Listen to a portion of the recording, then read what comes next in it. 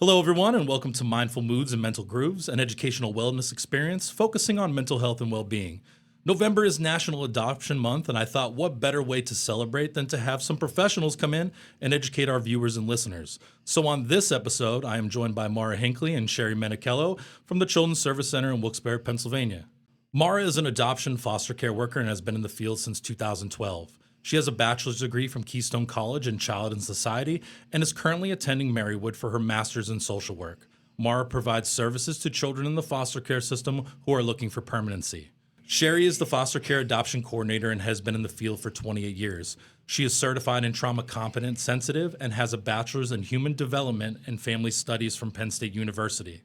With their Foster to Adopt program, Wendy's Wonderful Kids program, and Swan services, they help prepare families for their foster adopt journey from the initial call of being interested, the approval process, matching, and finalization. They help identify permanent resources and connections for youth, help them understand and prepare them for their future, and so much more. Guys, thank you so much for being here today. I really appreciate that.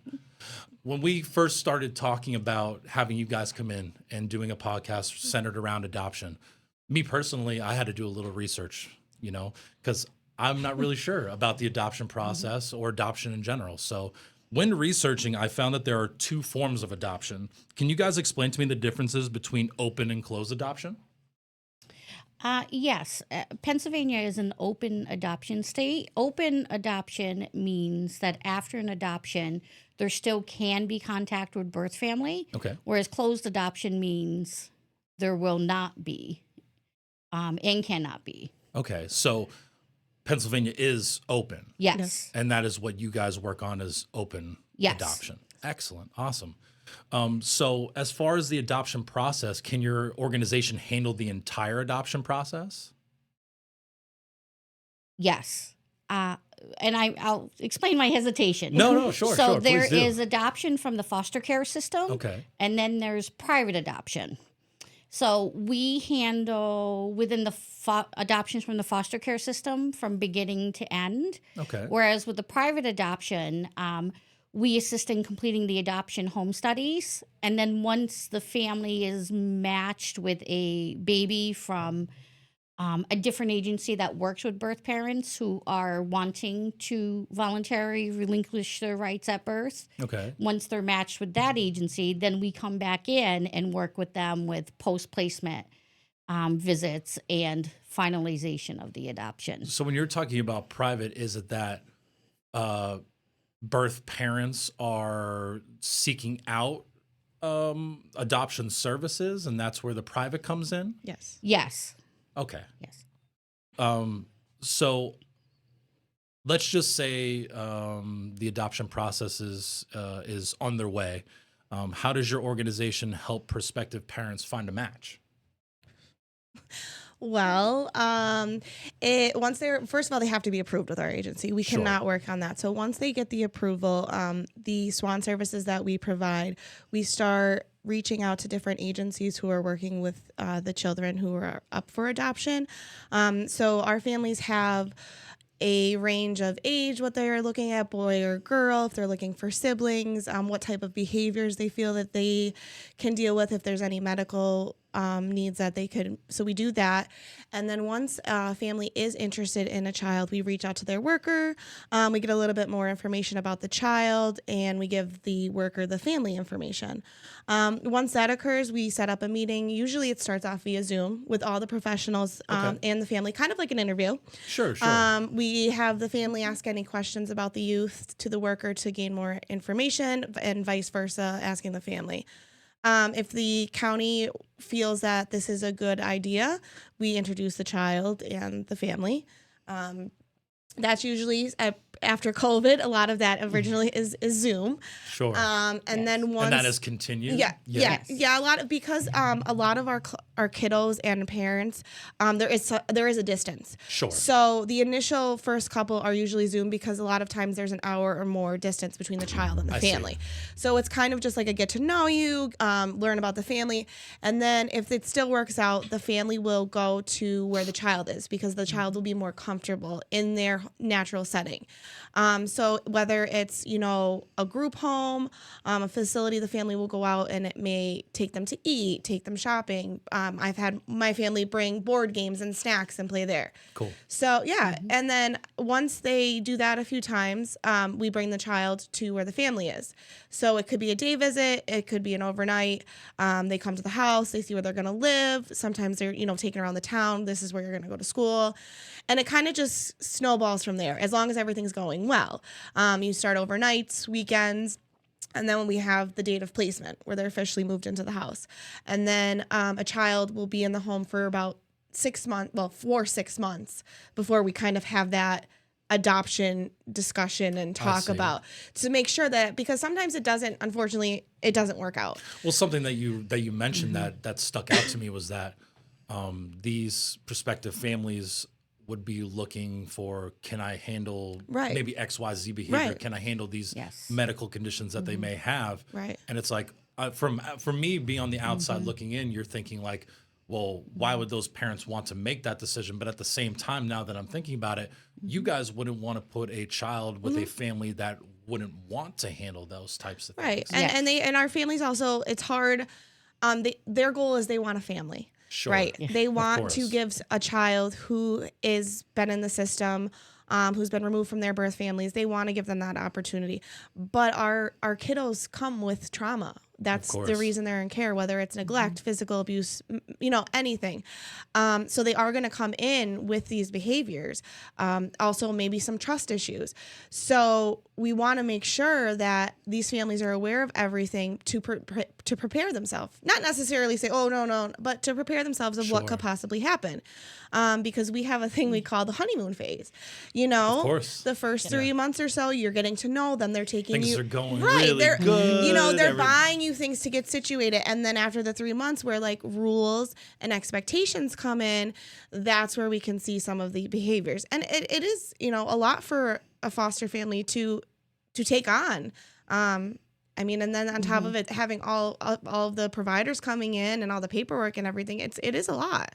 Now, let me ask you guys this question, because from the sound of it, sounds like you are talking about children of an older age. Do you guys deal with like expectant mothers that are not willing to or wanting to keep their child after birth? We do not work with that. Okay. We work with the children who are placed within the foster care system from newborn So going from up to foster 21. care to adoption. So Yes. that's where your focus is more going from the Yes. foster care, getting them out of that foster care system and finding them a home. So we start working with the kids. By the time we're working with the children or youth that are matching with our families, the children or youth have already been in the foster care system for at least a year. And it's at the point where the custodial children youth agency is thinking we need to be working on their concurrent plan of adoption in case their permanency of return home isn't going to happen because it has been a year. So we're starting to work with the kids at that point where they've already been in the system for a period of time. Sure. Okay. So, obviously, sounding like it's a huge process that not only you guys have to go through, the family has to go through, the kiddo itself has to go through. Yes. But let me just really quick talk about financials. Like, what would something like this for, like, what is, like, is there fees? Is there, like, money involved that, the potential families would be responsible for, et cetera, other than the obvious of, putting the money forward to take care of the child that is coming into the family. But you guys know what I mean? Yes. So thankfully through SWAN, the statewide and adoption and permanency network, as long as the families we're working with have a wide age range whether it's a single child they want to work with or siblings, SWAN is usually willing to pay for the family profile, aka adoption home study. And once the child is placed with our family, they're still within the foster care system or a foster to adopt program. Sure. So they're considered a foster to adopt family, and they receive a per diem, foster care per diem for helping to care for the child. And then once we get to the point of adoption, then an adoption assistance agreement is discussed to help financially care for that child's Oh, special okay. needs after permanency. So it's not so much that these families have to worry about spending money out of their own pocket, but there is, once again, Right. a process that Yes. needs to go And through. they're for that still, to I mean, happen. they're still spending quite Yes. quite a large amount of money themselves. And then if they do decide that they want to do a private, they would have to. That's when they would pay for it. So if they're just I doing see. the private adoption route where they're looking for an agency to adopt, they would pay for it themselves. We would do it, but they would pay for it. I see. Okay, I see what you're saying. Is there like an average like cost that like families would expect to spend, or do you guys not necessarily know that number? I think it depends on the youth. It depends. It truly does depend. Sure. The private adoptions that I have worked with within the last few years, our agency's cost for the private adoption home study that we do is less than other agencies. I think approximately it's around $2,500. Okay. Okay. However, when the family is matched with the agency that identifies the birth parent who wants to relinquish the rights of their baby at birth, there's fees through that agency. And a Okay. private adoption can be costly. Like doing Sure. it that way, Sure, we're talking. I think the last adoption I worked with that way, it was like $30,000, Oh, wow. including attorney fees and Yeah, I guess that's kind of where I was going. Like, travel. if you they're know, if you're it's a talking different like state. attorneys and like Yes. paperwork, and like I'm sure like submitting certain documents costs Absolutely. money as well. Yes. So that's where I was So- wondering like if there was a cost. But you mentioned about the Swan Network. Now, is that like a Pennsylvania only thing, or is that like a national organization? It's Pennsylvania only. Okay. And they work with all the kids who are placed within the foster care system. Wow, that's awesome. So just helping pay for fees, getting them set up the way that they need, and getting them to the homes that they deserve to be Yes, in. absolutely. Wow, that's amazing. So for families, like what's like an average wait time from like start to, I feel like Good That's a question. good question. It depends because, I mean, for example, we had a match event last year, and there was a youth there, and the family I was working with met him in person, yeah. and they hit it off, and we got the ball rolling, and he was adopted within about a year or so. It was wow. about a year. Okay. Yeah, he was just adopted. It was last May, but then there's times where a match may happen, and 6-7 months down the road, it doesn't work out and it disrupts. It all depends on how each county and our agency works together, and I see. also So it's a big collaborative right. effort. Oh, Yes. absolutely, and it's meshing the families and the child together. Even though they're meshing, it might take longer. If you have some families who've had disruptions in the past and they match with another kid, they might have a slower placement process where they might do an extra couple Zooms, an extra couple community visits. Because they just want to make sure that everything is going well Right. before they're placed. So it depends. It really does. What's the longest that you guys have been part of? I think I'd say 4 years Yeah. it took. The other part of it is also the legal Yes. aspect of it, Sure, I could see that being a problem. where when the Custodial Children and Youth Agency is requesting the change of goal hearing / terminating the parental rights hearing, sometimes that takes a while to complete. Sometimes it takes a few court hearings to hear all the testimony. And even after that, the judge themselves might take a little while to review everything to make sure. Birth parents can appeal. And then once a decision's okay. made, there's a 30-day appeal period where the birth parents can appeal to the higher court, the higher superior court, appealing the Commonwealth Court's decision to terminate.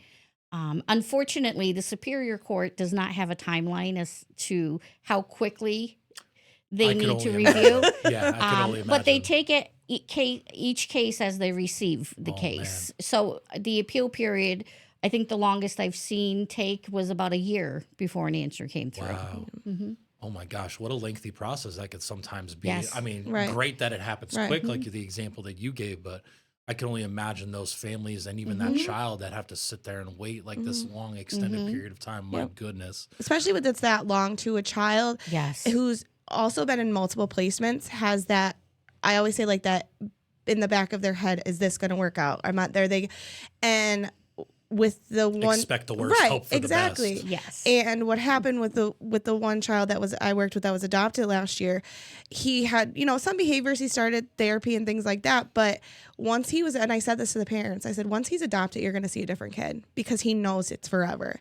And he has been thriving in that home Oh, I love to hear since that. he was Love to hear adopted that. because he knows they're not getting, they're not giving up their right. Like they're he's theirs. Yeah. So Oh my gosh. yeah, That's it is, awesome. but it's a fear of every kid in I can foster only care. imagine. Yeah, I can only imagine for those children that have Mm-hmm. been through different placements, just having that, like I said, like expect the worst, hope for the best Yes. mentality. I can only imagine how that takes a toll on their, mental, physical, Yes. social stuff. I can only imagine.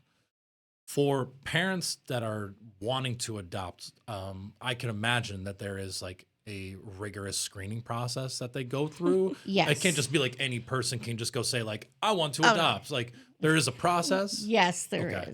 What would the process like? What can you give me an idea of what the process She's would be? good at this work. Yeah. Okay. She's been here a lot longer than me. So So the process entails there is a training education component Okay. where every family receives, it's about Like workshop types things where they would have to attend. You mean? Or- some pre-COVID, it's pre-COVID. Okay, we had some It was in-persons. in person. Sure. Post-COVID, we do it more in person and home packet type of education trainings. Each family's journey takes as long as they need it to take. Of course. So there's the training and education. There is the gathering of, I always say, a laundry list of documents that are needed, such as FBI, Pennsylvania child abuse, Background check Right. stuff criminal like that. background absolutely. checks, physicals. There's gathering of the documents. There's interviewing the family. There's home safety checks. There's references. references. Like Yeah, there's a multitude of Wow. things. So while the family is working on their training and gathering of their documents, we're doing our background checks. Sure. Oh my gosh. So once all of that comes together, then we're able to create their adoption home study / family profile. And our agency, one of the things I love is that we have a committee that gets together and reviews this document and makes the determination as to whether or not the family is approved, meaning they meet not only our agency's requirements, but the state's requirements. So you guys as an organization have your own rigorous screening process that you guys Yes. go through Yeah. as well. Yes. That's So, great. So I really like that. It's like almost like you're doubling down on making sure that it's the correct family Yes. for, Oh, for the absolutely. child. That's Yes. great. Oh my gosh. What type of information would the adoptive parents get about like the birth family? Do they get information like that? Or does that also depend on It depends situational? on the situation and Do they? how. Let me rephrase the question. Are they allowed to have that information? Yes. Okay. yes. It depends on how cooperative the birth parents are Sure. during the creating of the child profile. The child profile is that child's life story of them and their birth family. And part of that child profile is the birth parents' information. There are times that the birth parents are very cooperative and invested in it. And there are other times where they're not, which is understandable. Yeah. So I feel like you guys could have already answered the next question I was going to ask, but what about the birth parents? Like, I feel like I already know the answer. Do they have like says or do they get to make choices during this process? Like, do they get to, yes or no certain things, or are they just part of the process or sometimes not part of the process? I think that is a tough question because you do have birth parents, and I have talked to or interviewed some, and one of the questions when we're obtaining the birth family information is how do you feel about their current placement? And the lately I've been really lucky with, they're very happy with who they're with. They get to know them. Sometimes there are relationships that are built and sometimes they're not. It just depends on the situation and it depends on the birth parents. If they're involved with the child, sometimes they're not in the picture. So yeah, I think it is a case by case thing with them, and it's just hard. Yes. It's hard to answer, but I've seen the But positive. they do have choices. Yes. Yes. Yes. I Okay. mean, the county will. Well, like you guys said, like you had a situation where the birth family like appealed. Like, Yeah, you know, yeah, of they them can. going Yeah, to they the- can do that. And the county, when the child is placed, the county has standards and things, services that the birth parents have to do in order to reunify with their child.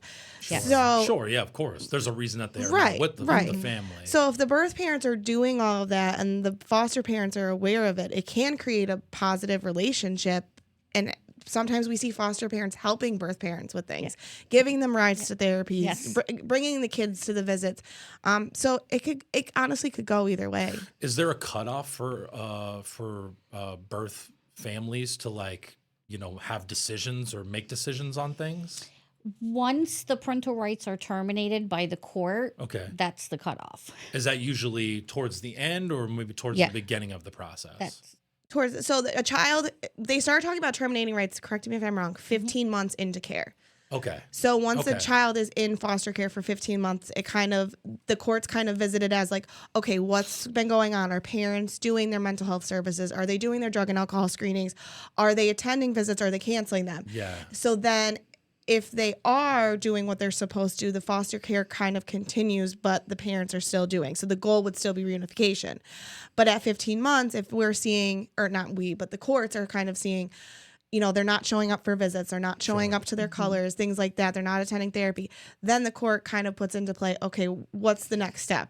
What are we? And then the county would, you know, go in and terminate or not terminate. I see. Okay. Okay. So that makes a little bit more sense. So there 15 months is like a more of a determination. It could be longer, Right. it could be shorter. Right.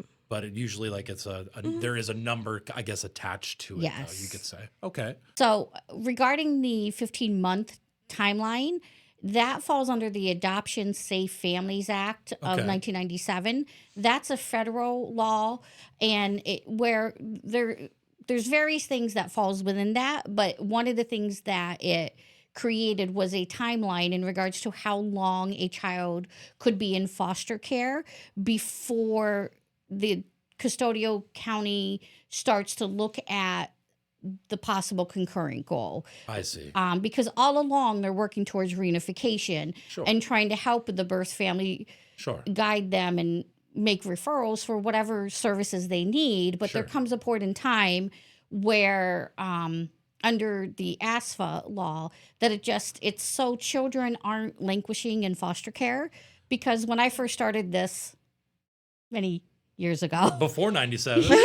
before 97, there was no timeline. Children could be in care from birth to 18 years old, and the parents can continue to Yeah. have And that their makes sense. visits, watch them grow. So when the ASFA law was signed, it set that timeline of 15 months. Once a child is in care around 15 months, then the custodial county children and youth and the court system needs to figure out, do the parents just need a little more time? What are the barriers? Do we need to move to the Well, concurrent? kind of like you said, Mara, like are they achieving these Yes. things that they need to be achieving? Whereas back in the day, I could assume that, you know, families were starting to do what they needed to do, then maybe fell off a little bit. Yes. And then there was no timeline to say, oh, hey, like we gotta figure something out. Yes. And these young men and women are getting stuck in the system for years and Yes. years and years. So I'm glad that that is something I actually didn't know. In 1997, you Yes. said they started doing that. Yes, And it's President called what Clinton. again? The Adoption Safe Families Act. Adoption Safe Families. And that was from Clinton, correct? Yes. President Clinton. What happens if a birth parent decides to completely change their mind? You know, let's say a family goes into the Swan, you know, gets set up with Swan and they go through and there's all these fees involved and all that good stuff. And then like right at the end, the parents go, no, we decided we want to have them come back, like, do those fees just disappear? Like, is somebody responsible for that stuff? So or regarding fees, that's more along the line of the private adoption. okay, So if at any point the birth parents in a private adoption also have an appeal period where there's a time frame where they can change their minds and say they want their child returned. However, when it comes to children within the SWAN system, foster care system, the parents, once the child's placed with a foster family or or an identified permanent family, what the parents have control over is whether or not they are doing their court-ordered services to work towards having their children returned to them. I see. However, if they're not doing the court-ordered services and what needs to be done to alleviate the circumstances that place that child into care, that's when the custodial county children and youth agencies tend to move towards petitioning the court to change the goal to something different, such as adoption, I see. work towards that Some termination. of the things that I looked up was talking about a risk sharing program. What would a risk sharing program mean? I have never heard of a risk. I'm not quite sure what that is, but I mean, Yeah. every child that's placed with one of our families, they're within the foster care system. Right. Parental rights typically are not terminated at the time that they're being placed or matched with one of our Right. foster to adopt families. So it is considered a legal risk placement, meaning that there is still a potential that this child could return home. And maybe that's what I meant, because I don't know if it was about regarding the fees or anything like that. So that's where I was thinking maybe that's where the risk sharing program came in. Like, hey, you assume the risk of if you were going, and that would mean I would assume more towards the private Right. side, Yes. where they would be responsible for Yes. paying all those fees. That is if something Yes. happened, the like private it's, side hey, of it's it. we're a Right. part of a. So that I would be understand. that Okay. would probably be if a birth mother gave birth, the family went to the hospital, and the birth mother. I think for that though, I think it's like 72 hours. I And see. where Okay. so and then Yes. the birth mom has the baby, has this connection, and then decides I don't want to do this anymore. And that has happened. And that's happened. But Sure. but with foster care, the courts are already involved. So a birth parent can say I don't want my rights terminated. But if they're not doing what they're supposed to, and the court sees that, that's the court's decision. That's not necessarily the birth parent's decision. I see. Of course, during adoption, I'm sure that you guys are working with the families, like you said, from like beginning to end. You know, there's going to be times I can only imagine where, you know, maybe a question can't wait. It's like, I can't wait until the next business day to talk to Mara, to talk to Sherry. Like, do you guys have like a procedure? Like, what is your availability like as an agency for like being available for those types of questions? I guess like it also depends day by day, right? I think it depends. Yeah, it depends on day by day. The families that we have are absolutely wonderful. I truly believe they only reach out to us if it's absolutely necessary. Like, and if they do, sometimes we get, a text message or a phone call, and they might text you and say, hey, if you have a minute, but nothing's wrong or it's not an emergency. And if it's after, our working day and we're home, there are times I will easily just say, I'm in the office tomorrow at 8, I'll call you back. But if we've had issues where there's crisis, where were days off, they needed something, yes, we will pick up the phone and help. I don't want to say like, I almost feel like we're on call to our families 24/7. Families, you heard it here. These guys are available 24/7 if you need them. Yes. However, when we talk to our families about that type of support, we also talk to them and try to set boundaries. Yes. And we try to help them think about what is a true crisis versus my 5-year-old's having a tantrum and won't go to bed for me. Sure. Or like true crises, and we'll give them examples like a youth not coming home from school, or there are mental health crises where you have because of the past trauma. So our families, I have to agree with Mara, they are wonderful, and they reach out to us when they need to, but they also reach out to us to tell us some of the wonderful things that are happening as well, which we appreciate too as workers. Of course. Oh my gosh. Like they'll reach out and say, so-and-so made the honor roll, and we're like, that is awesome. They work so hard for that. That's great. Right. So, yeah, we get I just got one of my kiddos' senior pictures. Like they sent me that on that's it. nice. So it depends on the it's situation. a give and take. I can just from the sound of it, you know, of course, you are not presenting yourselves as available 24/7. All jokes Right, aside, like I right. said, but if there was something that was going on, you guys Oh, would be able to Absolutely. respond, and you would be Yes. available. And I if think our need be. relationships with our families, like we have been with years, so they know us and we know them. Sure. And they might even approach it in a text. It's not an emergency, but if I don't text you now, I'm going to forget this. So can you call me tomorrow? This is what we need to talk about. Right. And see, that's a great little Yes. heads up Right. for you guys. Right. You know that you need Yes. to touch base Right. the next day. And it's just establishing that rapport with the families that goes a long way from the sound of it. Absolutely. And if Mara's not, let's say it's one of Mara's families and she's not available for Yeah. whatever reason, whether she's off, because we do all Sure. take a day off here and there. course. Our families always know who they can contact in our absence. Sure. So sure. Mara That's will great. share, you can contact Sherry or you can contact my other team member. Oh, okay. That's So great. we work together as a team, and so our families feel comfortable. Just a great collaborative effort. That's awesome. Before I end with the couple of questions that I have left for you guys, I wanted to talk about, you know, earlier when I introduced you guys, we talked about Wendy's Wonderful Kids program. Could you explain to me just a little bit what that is for the listeners or the watchers so they kind of have an idea? We talked about Swan. I want to talk about Wendy's Wonderful Kids.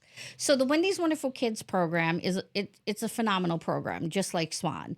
Where the Wendy's Wonderful Kids program came to be was through Dave Thomas, who was an adopted child himself. The owner of Wendy's, right? Yes. Correct. Oh my gosh. Okay. And he Yeah. created the Dave Thomas Foundation. So through funding of the Dave Thomas Foundation, creating the Wendy's Wonderful Kids, we're one of 4 agencies within the state of Pennsylvania that receives the grant through the Dave Thomas Foundation to work with the kids that are more challenging to identify permanent resources for or connections.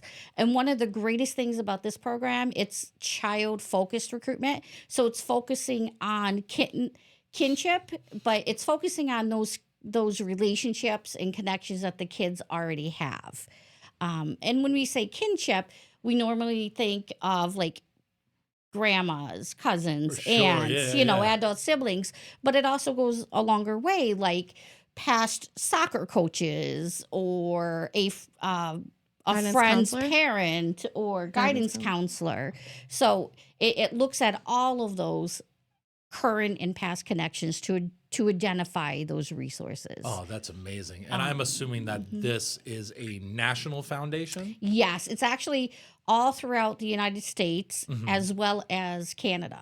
Oh, very cool. And you said that your organization is one of 4. Within the state of That's Pennsylvania. amazing. Wow. You know, I've interviewed so many people from the Children's Service Center. It sounds like you guys are just the best at what you do. I'll just be honest. No, that's amazing. And I do have to put this out here. Our Wendy's Wonderful Kids recruiter, Ashley Campbell, she is phenomenal. Shout out Ashley. Yes, definitely. She's great at very what she awesome. does. She is.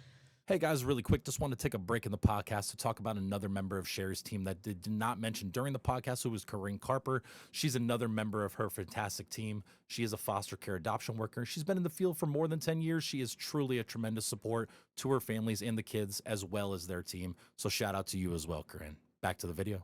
And the other one that you mentioned too was the Foster to Adopt program. What is that? So our Foster to Adopt program comes into play once a child or a young adolescent is matched with one of our families.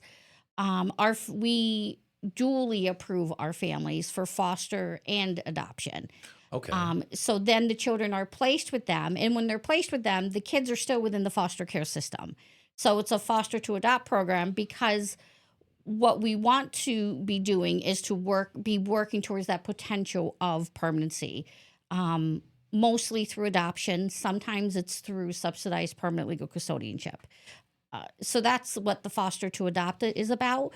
And one of the things that I really like about our agency's program is it is smaller than other agencies' program. And the idea behind that is when the kids are matched with our families, we want to be able to provide that support, that intensive support that the families and the kids need to work through all of those bumps in the road that are going to happen and help them like by the time that we're talking about scheduling that adoption hearing, that they're comfortable with it and they've identified their own natural resources and supports. Oh, okay.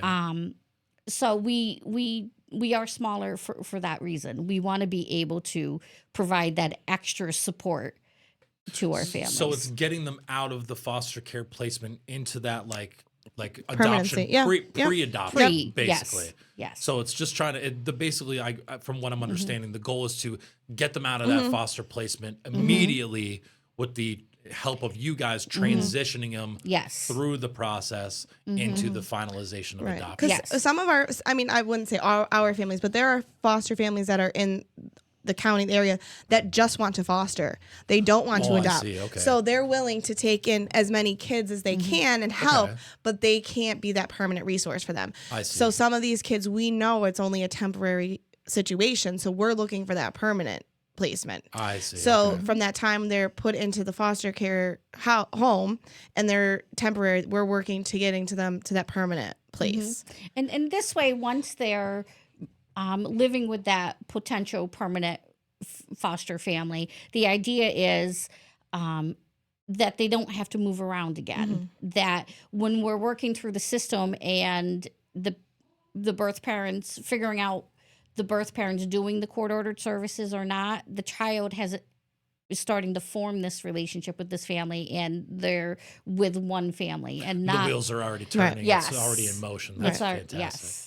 So for those, I can only imagine the process that, those potential adoptive families go through, the process that the child themselves go through, and the process that sometimes, whether, the birth parents are involved or not, the birth parents would go through.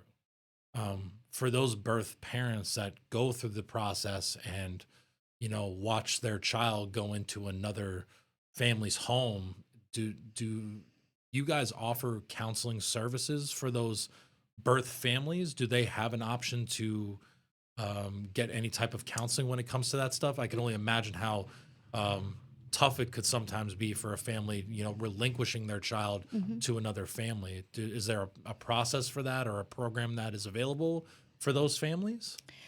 The County Children Youth Agency also helps to address that and works with the birth parents and lets them know that there are agencies out there that provide that counseling, and if the birth parents choose to pursue that, they can. So the county themselves doesn't necessarily do it, but they have the resources to point them in the right direction. There's outside agencies. Yes, our program itself does not provide that counseling. Okay. However, if there is a need, we always talk with a collaborative team, as you were saying. Sure. We talk as a team with the county children youth worker and we'll say, oh, you know what, we're familiar with this resource or that resource. And right. So you're just gonna play your part to do whatever you can to help if you can. Right. Yes. Of course. That's fantastic. And I want to thank you guys for the work that you guys do. I mean, I can only imagine how not only challenging but rewarding it can be to see those children get to the happy families and finally achieve their goals, and you guys helping achieve that. A lot of great work that you guys do. I really thank you guys for coming in. I really do appreciate it. I have one final question I ask every person that comes in here. What do you wish people knew more about adoption? If you had to pick one thing, you each get to pick one. What would you say it would be?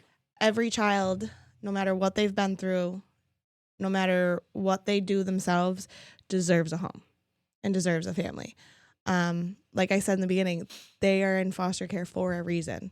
And I just want every child to be able to see that they are seen and they are loved and they have that possibility. So that would be, give it a chance. I know it's a lot, but just don't give up on the kids.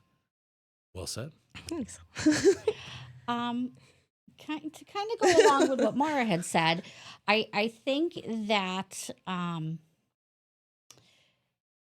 when we're talking about our older youth, the teenagers, I think people just need to kind of step back and think about what we ourselves were like as teenagers, what risks we took as teenagers, how we scared our parents, how we, that yes, teenagers essentially, that whole age phase is scary. However, there are rewarding aspects of it as well. So when a family, and whether this is one of the families we're working with or any family out there working within the foster to adopt process, consider teenagers. Yep, absolutely. They are as loving, fun, caring, and wanting and deserving of a family as much as that 5-year-old adorable blue-eyed blonde-haired little boy or girl.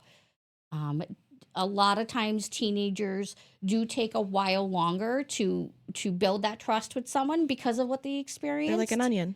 Yes. You just gotta peel You back got the layer. Absolutely. You have to peel that onion.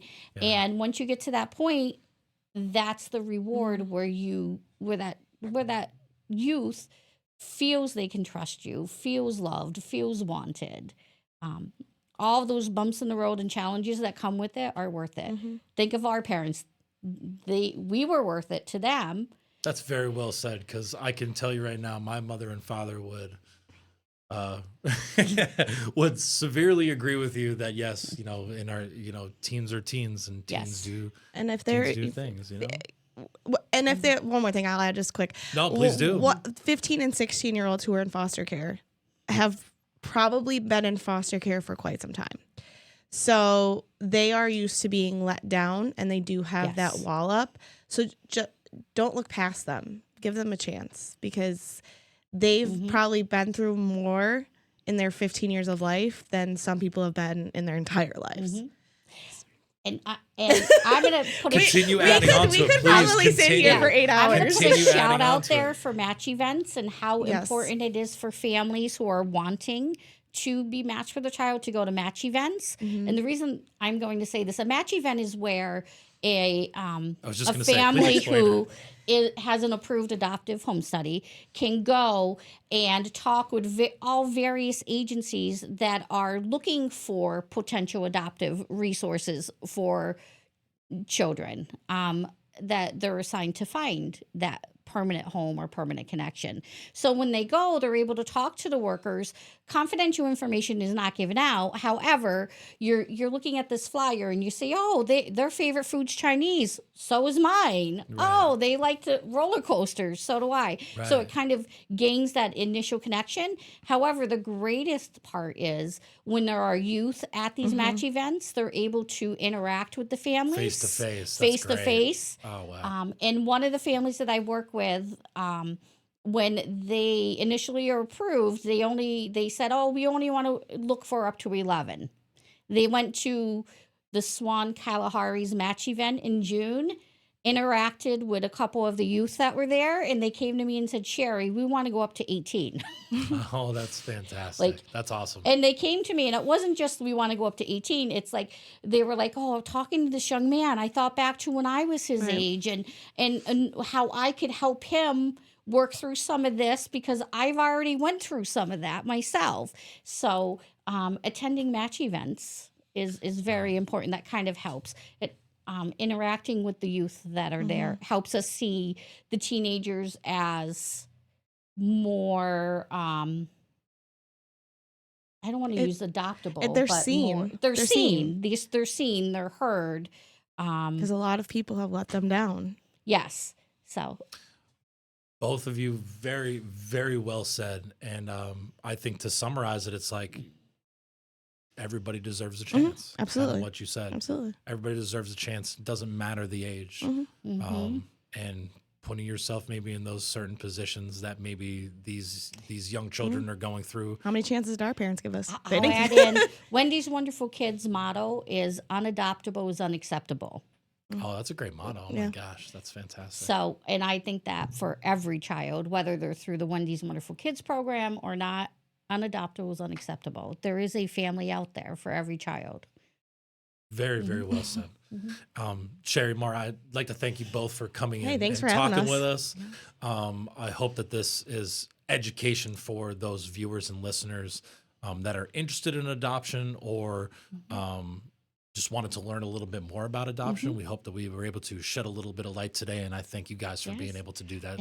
And they can reach out to, if any family is interested in pursuing becoming, whether it's foster to adopt or just adoptive, they can reach out to the SWAN helpline, the 1-800-585-SWAN, and they will give them a list of agencies within their county or area that are potential resources, or they could reach out to us directly if they're within our area, and we would gladly be willing to answer any and questions. Swan, like you mentioned, is within Pennsylvania, correct? Yes. So any Pennsylvania listeners or Yes. watchers, and obviously these guys know for if you are watching or listening, you know that I always have people from the Children's Service Center on.